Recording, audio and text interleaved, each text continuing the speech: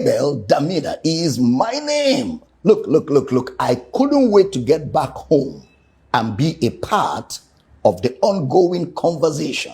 There's been this conversation going on whether there's a genocide in Nigeria or there's no genocide in Nigeria. And I listen to certain individuals who say there's no such thing in Nigeria. Well, whether you call it genocide or you don't call it genocide, let me speak as a victim. I am not just a student of research, but I'm speaking as a victim of these gruesome circumstances around the Nigerian people, where innocent lives have been taken away by some people who think they have more right than others in this nation. And some people have reduced it to herders and farmers clash. No, sir, this has been ongoing. I grew up in northern Nigeria. My father was a pastor with the Assemblies of God Church. One morning we just woke up in Assemblies of God Church, Samaru Zaria, somewhere adjacent the north gate of Samaru Zaria. My father was a pastor. All of a sudden we woke up in the morning, no provocation, nothing. And the next thing we were hearing was people were just running all over our house and the church with machetes and all of that. The next thing was they started pouring petrol all over the building, both the church and the house, because our house was attached to the church. And the next thing was flames. Everything was burned right down to ashes. We narrowly escaped, found a place where we could shelter ourselves in the military barracks. Eventually, they brought us back to the lecturers' quarters of ABU Zaria. And we had to camp with a family for weeks and months before we could rebuild and start life all over again. That is long.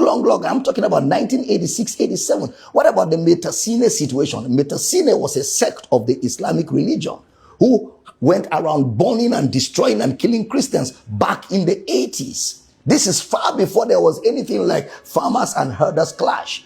Then fast forward.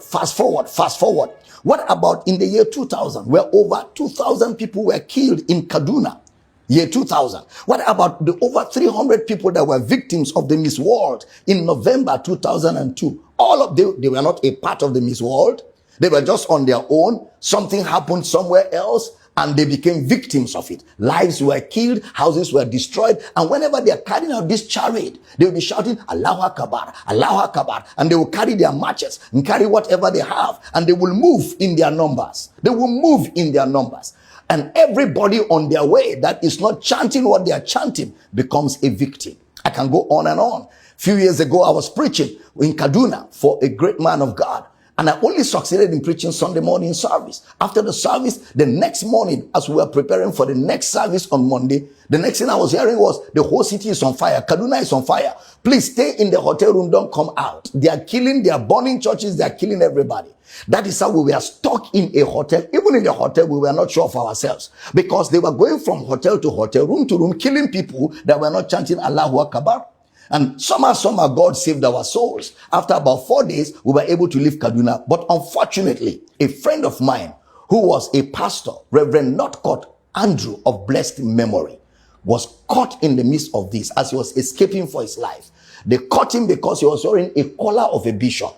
They hacked him to death, dug the ground, buried him and put a cross there. It is that little wooden cross that made people know that there was a corpse in that place. And this, my friend, was buried. These are real life situations. So for somebody to just sit down in the comfort of his home, maybe somewhere in the south, and be saying there's no such thing in northern Nigeria, my brother, you've not been a part of it. We've been right in the heart of the fire. I remembered one night, these Muslim boys were all over the place in my school, and they were shouting Allahu Akbar. They were looking for me. I had to escape. That night, my saving grace was that I found a female hostel and I slept under the bed. By the next day, I left town. For what? I did nothing. No provocation. Just because I am preaching the gospel. And of course, some of them believe that once you are not of the Islamic faith, you are an infidel. And they believe that if you kill an infidel, you will sleep with 7 virgins. All of this kind of indoctrination that leads to violence at the slightest provocation. Whether it has to do with the people or not, you just get on the streets. What about the Reinhard Bonnke crusade? I'm talking about the Reinhard Bonnke crusade in Kano, where people were hacked, macheted, and killed just because a crusade where the gospel of Christ was going to be preached. And that is why I thank God for people like President Donald Trump, who lent his voice to to what is going on here. At least, for whatever is what, there's an ongoing conversation all over the world. The matter is no more put under the carpet. And we don't want just conversations. We want some action. We want some action. And in the midst of all this, it snowballed into the herders and farmers clash. It snowballed into banditry, and everything becomes very complicated. Very complicated. And people are dying by the day. There are people in northern Nigeria, places like Borno State, places like Plateau State, places like Benue State, places like southern Kaduna, where whole villages have been taken over by some of these bandits, by some of these Islamic extremists, by some of these Boko Haram people. They've taken over whole villages, driven the villagers away. And somebody said there is no such thing in Nigeria. Why do we have IDP camps? Why do we have IDP camps? When we never had an earthquake, we never had an earth tremor, why do we have IDP camps when there is no natural disaster? Other than the fact that people are being made victims of what they have no knowledge of. In a secular state like Nigeria, where all religions are permitted to be practiced, this ought not to be allowed. This ought not to be allowed at all. Our government have a duty. Now, when you live in a country like that, where you don't know what becomes of you the next day, you go out, you don't know if you're going to come back. When you go to church, you're not sure if you're going to come back. When you live in such a country, it's almost as if there's no government. And because the first responsibility of government is security of lives and properties. That's the first responsibility of government, whether at the federal level, at the state level, or at the local government level. Because the population don't have access to arms. But unfortunately, some of these bandits, some of these terrorists, some of these extremists, they are carrying AK-47s. And you wonder, where did they get them from? In fact, it's unfortunate that at a point in Nigeria, there was even a local government in Borno State where Boko Haram drove all our Nigerian security forces and put their flag there.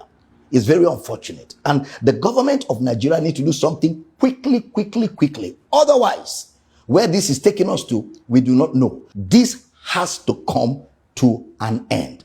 The ADP camps need to be emptied. Let people go back to their homes. Let people go back to their villages. Let people go back to their farmlands. Let people go back to their habitations so that they can live normal lives. So they can live the life they are supposed to live on earth. You know, this is very important. And this conversation is so critical at this time. And it's critical that I add my voice to it as a victim of this situation in a country like Nigeria.